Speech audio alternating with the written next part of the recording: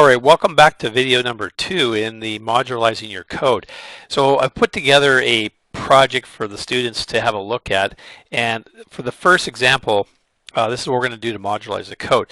And we've done this one in previous examples where we have we can either click the picture box, or in this case I've got it where if I click on a icon right here, or a picture box right here, it turns the light off and on, which is basically just two picture boxes that are displaying the picture is visible and non-visible. So when we look at the code a little closer, basically when I click the switch button down here, I basically ask the computer, well, is the light on visible? Is that true? If it's true, then let's turn the lights off.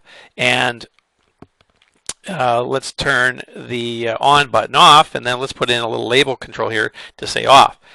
And that's the end of that particular one. Now, if I click it again, well, of course, the light on is now off, so that's not true. It'll jump to else. And in this case, we say, well, the light on should be turned on, and the light off should be turned off. All right, so it's pretty classic code that we've looked at in previous examples. Now, what we want to do here is modularize this, and this is a great kind of example of how to do that, because we've got a block of code right here and a block of code right here that we can modularize.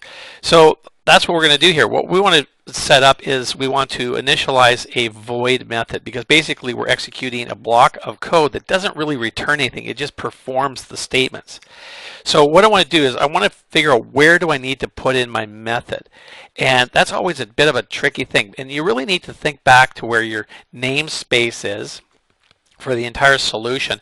And then within the solution, you've got a form. So we're modularizing a button here on the form. So it's got this new method we're going to work on should be a member within the form class. So we've got a member right here, this public initializing the form. That's one. We've got one here called when I click on the form, the switch button, that's a member of the form. So if I was to stick my method right down here, it wouldn't work, because that's creating a method within a method like that, and it's not going to work in our case here.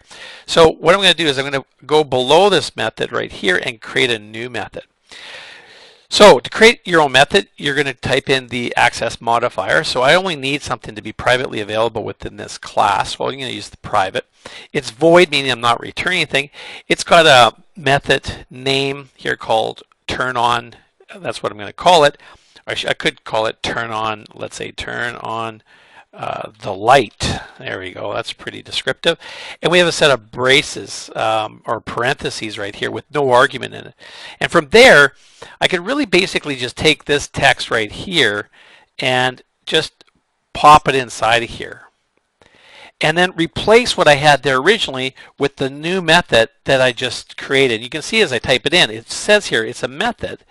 And don't forget the brackets and also the colon, semicolon there. And we're going to basically do that again, except in this case, I'm going to call this one private void. You can do it this way too, and you can see it built. And I'm going to turn off, off. We use the proper case lights, turn the lights off, and then I'll go here.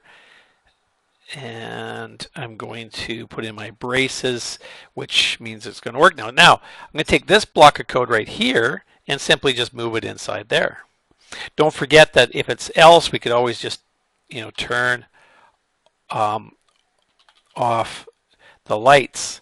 And there we go. We have modularized our code. In this example, if I run it real quick here, it should work.